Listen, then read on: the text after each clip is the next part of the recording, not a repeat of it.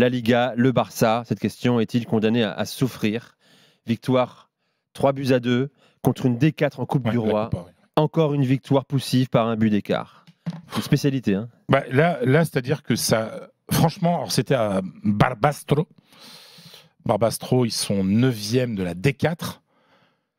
Petit stade, voilà, enfin, typique match de 16e de finale de Coupe du Roi, où arrive le Barça. Mais Xavi avait peur de ce match. Il avait mis une équipe extrêmement compétitive. Et d'ailleurs, il finit le match quasiment avec l'équipe type. Et pourtant, ils se font peur. Ils gagnent 3-2. Il y a des occasions jusqu'à la dernière minute pour Barbastro pour aller en prolongation. On se retrouve avec un Barça qui n'a plus du tout l'assise défensive qu'il avait la saison dernière. C'est-à-dire qu'en Liga, il a déjà pris plus de buts en une moitié de championnat que sur l'ensemble du championnat la saison dernière. Là, ils en prennent encore 2. Xavi était nerveux sur son banc.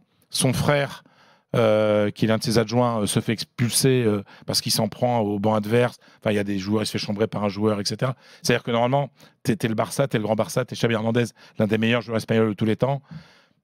Voilà, contre une 4e division, il faut avoir un peu de hauteur, etc. Il n'a pas ça.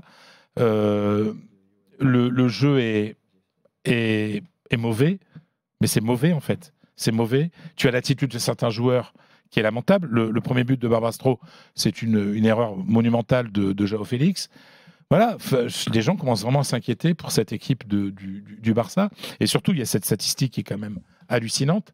C'est-à-dire que depuis le mois de septembre, c'est-à-dire depuis 20 matchs consécutifs, le Barça n'a pas été capable de gagner un match avec plus d'un but de différence. C'est-à-dire que, comme le disait le journal AS, abonné à la souffrance. C'est-à-dire qu'il y a jamais un match tranquille pour le Barça. Et ça, c'est dur pour les joueurs, c'est dur pour l'entraîneur sur le banc, le cœur de Xavi, et c'est dur pour les supporters. Parce qu'à un moment, enfin, de temps en temps, tu es content que ça fasse 3-0 à la mi-temps et tu finis 3-1 ou 4-0 ou 3-1, où tu ne souffres jamais. Le Barça souffre dans tous ses matchs, même en coupe contre une 4e division. Et ça prouve bien que... Voilà. Alors, le discours de Xavi, nous sommes une équipe en construction, ça fait maintenant plus de 2 ans qu'il est là. Ça prend... voilà, ça représente quand même un petit problème, quoi. C'est-à-dire que les années de transition dans les grands clubs comme le Real ou le Barça, ça n'existe pas. Donc c'est vrai qu'il a la confiance, il a eu beaucoup la confiance du président. On en parlait avant Noël, il commence à y avoir quelques petites dissonances entre Xavi et Laporta. Je vous rappelle que pour le dernier match de phase de poule de Ligue des Champions à Anvers, le Xavi avait mis en dehors de la liste des joueurs comme Araujo ou Lewandowski, et que le président avait obligé Xavi à rajouter ces joueurs-là. Donc quand un président commence à se mêler de la convocation et de la feuille de match, ça sent pas bon.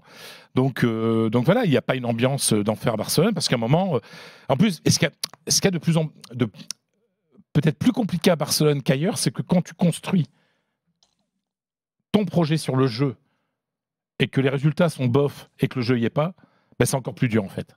C'est-à-dire qu'on pardonne moins à Xavi l'élégance, etc., et son projet de pas bien jouer au foot en fait. Le problème, c'est on ne sait pas à quoi joue le Barça. C'est-à-dire que veut faire Xavi, on ne sait pas. En tout cas, ça se voit pas sur le terrain. À chaque fois, c'est de raccro, des victoires. C'était l'autre jour à Las Palmas avec un penalty tout juste à la 92e minute. Voilà, enfin, ils sont tout le temps. C'est vraiment toujours à la limite. Donc, il faut. Alors, je sais que l'ami Johan va nous parler de Naples, mais finalement, qui n'est pas mieux. Mais on peut être inquiet pour le Barça. Alors, cette semaine, il y a un match. Adversaire de Naples, hein, voilà, je veux dire, 8e de finale de Ligue des Champions. Mais cette semaine, il y a la Super Coupe d'Espagne en Arabie Saoudite. Contre Osasuna. Ouais. On va voir comment ça se passe. Mais on peut, franchement, tu te dis sur le papier, tu dis, bon, normalement, Barça, Osasuna, ça passe. Ben là, personne ne peut dire tu n'es plus sûr de rien. Que le Barça. Tu n'es plus sûr de rien. Voilà. Le Barça, aujourd'hui, ne vit. On appelle ça vivre sur la lambre, vit à la limite tout le temps, et c'est usant pour tout le monde en fait.